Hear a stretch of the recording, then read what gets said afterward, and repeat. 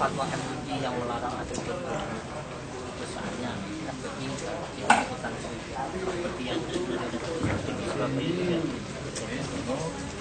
Jadi yang penting pertama kali adalah perlu diketahui oleh masyarakat dan khususnya masyarakat yang kebetulan memeluk agama selain Islam, bahwa fatwa MUI itu tidak mengikat sebagai sumber hukum positif. Itu yang pertama. Yang kedua, masyarakat bisa merujuk dari fatwa PBNU atau PP Muhammadiyah. Yang ketiga, maka oleh sebab itu pihak aparat keamanan dalam hal ini polisi tidak bisa mengamankan fatwa itu sebagaimana pengamanan fatwa itu dilakukan oleh FPI.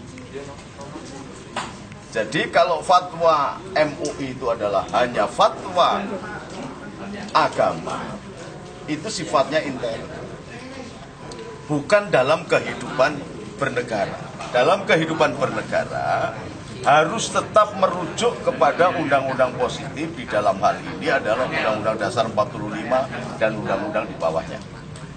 Jadi kami memohon kepada pihak kepolisian, ketika ada satu elemen bangsa, apapun namanya, FPI, FPO, apapun, atau pengaman fatwa MUI atau apapun, melakukan tindakan yang bersifat anarkis dan melenceng dari dasar undang-undang kehidupan berbangsa dan bernegara, harus berani bertindak tegas. Jangan sampai ketidaktegasan pihak kepolisian ini memancing elemen rakyat yang lain untuk melawannya, sehingga anarkis dibalas dengan anarkis. Ini berbahaya. Kalau sampai terjadi begini, maka akan terjadi perang horizontal. Maka pihak kepolisian harus dengan tegas dan berani memilah dan memilih serta memisahkan. Ini fatwa untuk apa? Kalau untuk berbangsa dan bernegara, fatwa MUI itu harus dikeluarkan dalam koridor 4x4 ruangan, bukan untuk Indonesia. Karena MUI itu hanya sekedar ormas kok, bukan lembaga negara. Lembaga negara justru Departemen Agama.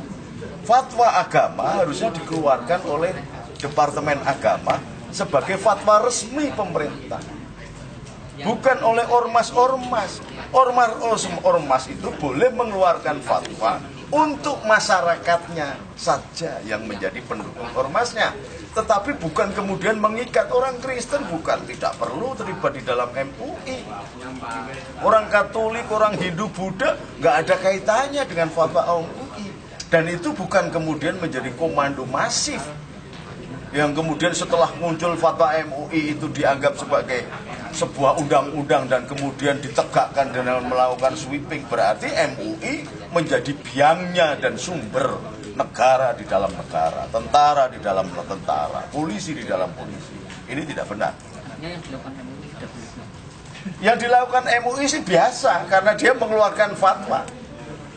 Yang jadi persoalan ada ormas ikutannya yang kemudian mengaplikasikan fatwa itu, memaksa melakukan coercion, pemaksaan kepada umat lain yang sesungguhnya tidak dalam kawasan MUI. Ini yang tidak benar.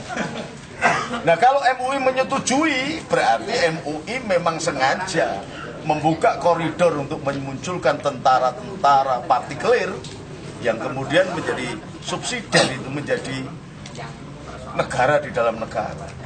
Nah, MUI harus sadar itu, nggak boleh. Jadi subordinat begitu nggak boleh. Maka harus wartawan harus tanya itu.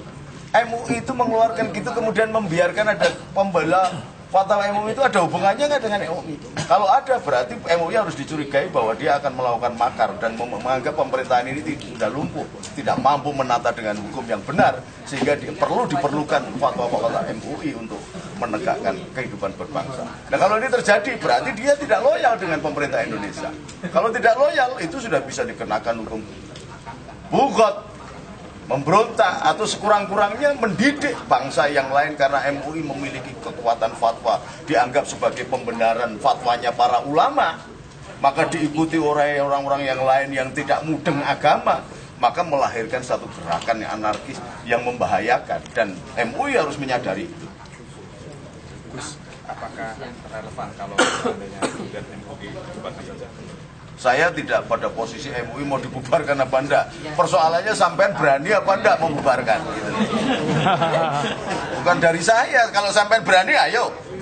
Kalau sampean cuma mancing-mancing saya toh, saya ngurusi santri di wis bingung bangun masjid ora dadi